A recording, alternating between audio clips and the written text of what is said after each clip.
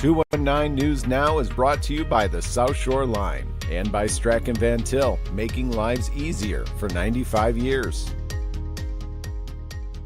I'm Andrew Garcia, and this is your 219 News Now. 47-year-old Julius E. Burks of Hammond has been arrested in connection with the homicide of a 30-year-old woman whose body was found at a Moments, Illinois bar on February 2nd. The Kankakee County Sheriff's Office said the death has been ruled a homicide, and Burks was arrested near the 6400 block of Rhode Island Avenue as he was leaving his residence on February 3rd.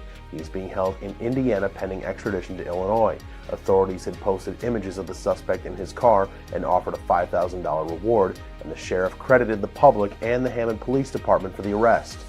A new Gary homeless shelter funded by the city will replace the Brothers Keeper facility, with construction starting in June 2026 and the first residents expected by October 30th, 2026. The 21st Avenue and Washington Street facility will roughly double capacity from about 50 beds to around 100 and will include dormitories, counseling offices, interview rooms, and multi-purpose spaces. The roughly $3 million project is paid for with ARPA funds and HUD Community Development Block Grant funds. As the city donates the land, officials are seeking $500,000 to $1 million in private donations for furniture, with programming managed by the Legacy Foundation.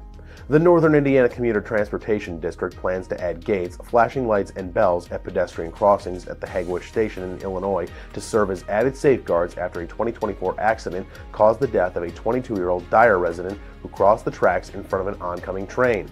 Family and friends of Grace Benkowski called for the safety upgrades after her death. NICTD said the current pedestrian crossings meet safety standards, but has included in its recently approved 5-year capital program of a project estimated at a cost of $2.75 million to do the safety upgrades.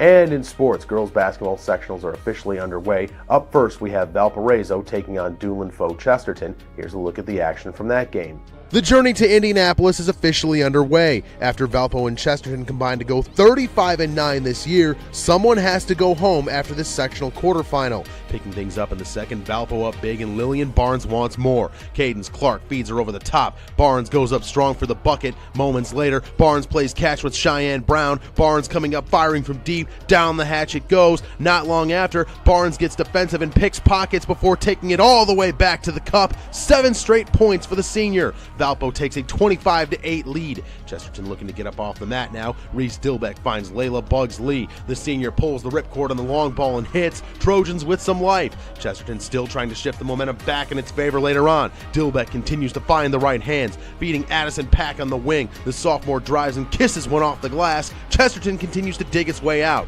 More from Barnes now, though, who refuses to let the Trojans back in it.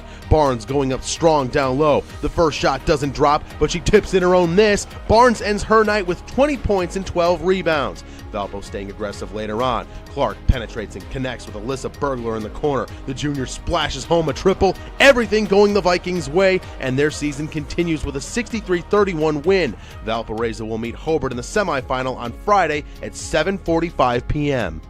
To read up on more local news and headlines, visit NWI.com. I'm Andrew Garcia, and this has been your 219 News Now.